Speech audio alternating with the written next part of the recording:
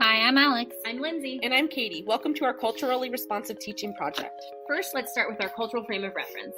Both of my parents were born in the United States and grew up in San Diego. Neither of my parents went to college, but my brother and I grew up being told not going to college wasn't an option. As a child, it never occurred to me that some people didn't go to college or didn't have the support of their parents throughout their education.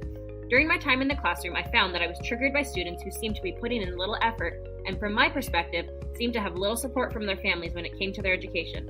This bothered me so much because the students who came across to me like they didn't value their education have so much potential.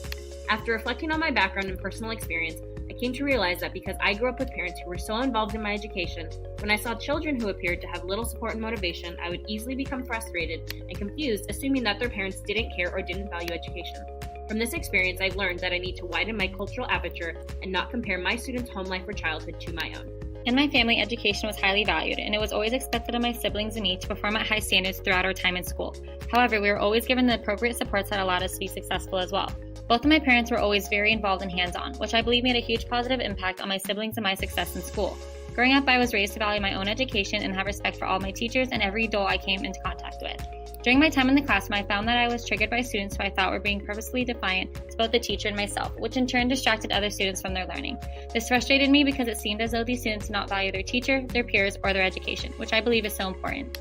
Through the reflection process, I realized that I never considered what it might be like to maybe not have parents who were involved as mine. So when I assumed that my students did not have the support from home, it was hard for me to understand why. Through my experiences as a developing teacher, I was able to see when I maybe needed to give my students that extra support or attention that they may not be getting at home to get them to value their education, their peers, and their teachers. My parents were born and raised in Los Angeles, but came from two very different backgrounds. My dad came from a white-collar family who valued education, exploration, independence, and traveling. My mother came from a blue-collar family who valued hard work, respect, and following the rules.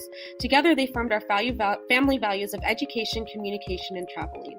I recently learned that my dad would purposefully ingrain in my brother and I that we would be going to college. I grew up in a household where we talked about our feelings and worked through our problems together. We regularly explored different cultures by attending local community events and traveling to many different states and countries. We were also taught that everyone, not just adults, were to be respected. I realized that one particular thing that triggers me in the classroom is when I ask a student a question and they look at me and do not answer.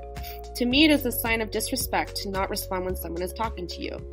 I take it personally and feel students do not care or respect me. This in turn would lead me to feel impatient and frustrated, possibly even missing the opportunity to challenge a student to think critically. I would either quickly move on to the next student or continue to ask questions about why the student isn't participating.